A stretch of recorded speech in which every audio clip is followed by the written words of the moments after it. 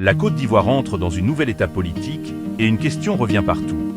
Ce nouveau gouvernement peut-il vraiment changer la vie des Ivoiriens?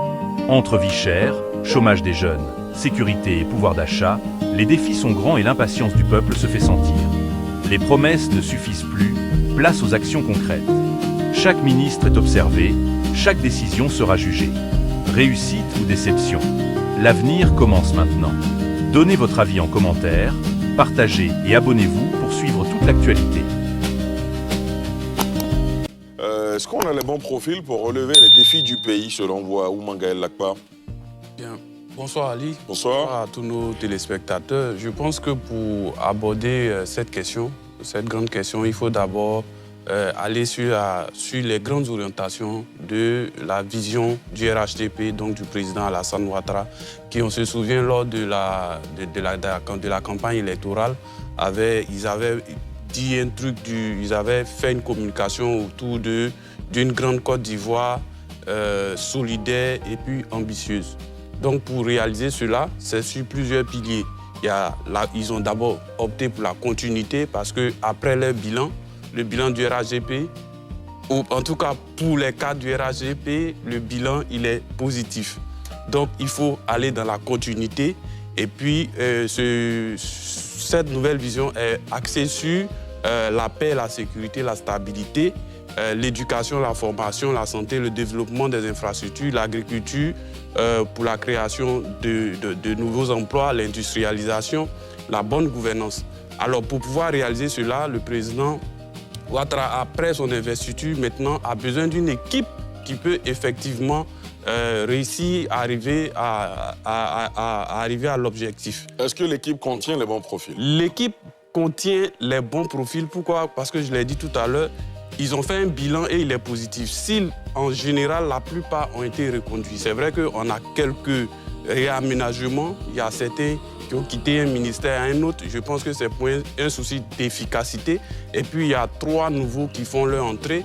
C'est pas trop grand-chose. On a l'impression de se retrouver devant un gouvernement, une équipe bis qui bénéficie de la confiance du président de la République. Donc, pour aller là où il faut d'ici 2030, il fait encore confiance à ces personnes-là. Donc, en fonction des objectifs, il appartiendra maintenant aux Ivoiriens de pouvoir juger s'ils ont atteint l'objectif ou pas. Très bien. Josias? Oui. Parlant de bon profil, d'abord, il faut se poser la question de savoir c'est quoi un bon profil.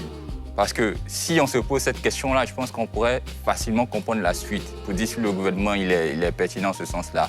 Alors, le bon profil, généralement, lorsqu'on se pose cette question, c'est regarder le parcours académique, le parcours professionnel de la personnalité. Et si la personnalité était déjà membre du gouvernement ou d'un gouvernement ivoirien, on va regarder les réalisations de la personne en question. Si on parle du gouvernement qu'on a là, on pourrait dire oui, on a les bons profils. Après, est-ce que pour pouvoir atteindre un objectif comme celui qui est de faire de la Côte d'Ivoire une grande nation, il faut forcément regarder les bons profils parce qu'il y a un petit rappel à faire. La fonction de ministre ou le gouvernement qui est constitué de ministres ne nécessite pas nécessairement des gens qui sont, comme on le dit, des personnes qui ont le bon profil. D'ailleurs, je ne suis pas sûr, peut-être je me trompe, que ce sont les Ivoiriens les plus talentueux réunis le monde entier en regardant où est-ce qu'on peut avoir les Ivoiriens qui sont au niveau du gouvernement. Parce que le ministre est nommé selon 2 critères importants.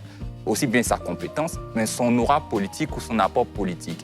Donc, on nomme pas nécessairement celui-là qui va venir et on va dire, oui, c'est le... Pour la grande majorité. Voilà, pour la grande majorité. Il y en a qui ne font pas de politique. Exactement. Donc, si on part sur cette base-là pour parler de bons profils et d'atteinte d'objectifs déjà fixés par le président de la République, on pourrait dire oui, parce que ces profils-là ou ces personnes-là ont déjà fait des choses qu'on a pu remarquer. Et le résultat attendu qui est de faire de la Côte d'Ivoire une grande nation, on est plus ou moins proche de cet objectif-là. Pas du qu'on pourra l'atteindre. Mohamed Nour? Oui, moi je ne réfléchis pas forcément en termes de profil parce qu'on peut avoir les bons profils, ne pas nécessairement avoir les bons résultats.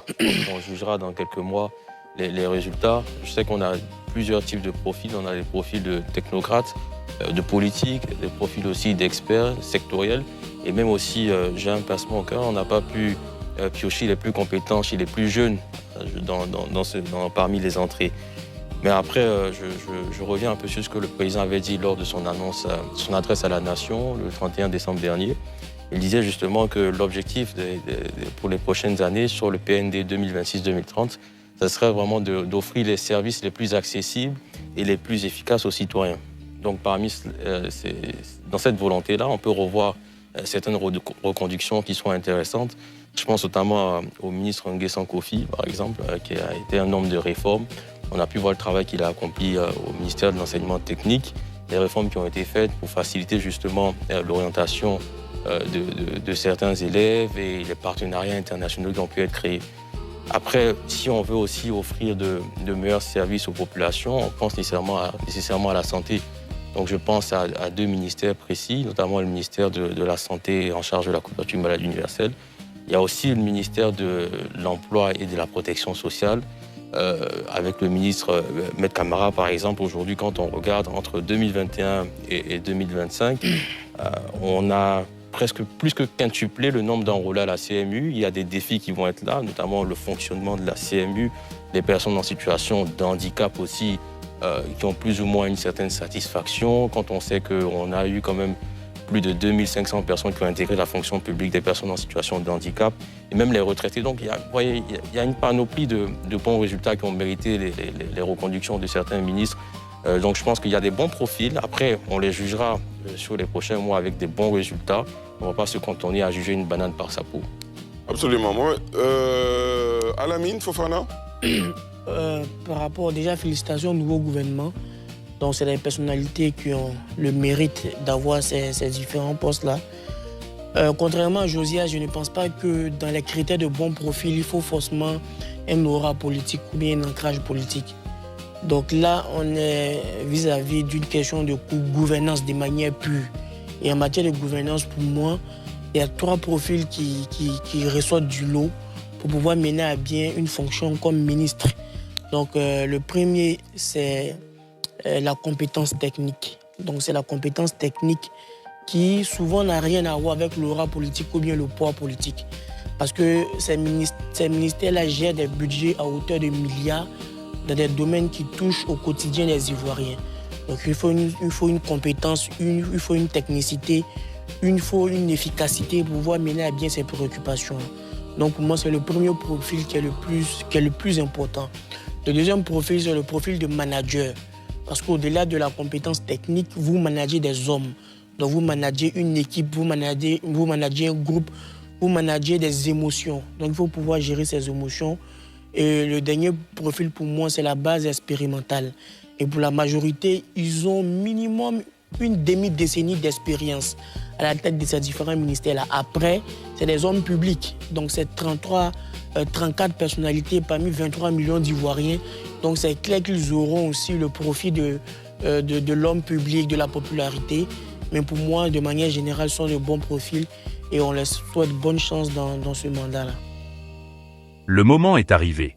Ce nouveau gouvernement n'a plus droit à l'erreur. Chaque décision peut améliorer la vie du peuple ou créer encore plus de difficultés. L'espoir est grand, mais la pression est très forte. Tout le pays regarde maintenant ce qui va se passer. Est-ce que ce sera une grande réussite ou une grande déception? L'avenir commence aujourd'hui.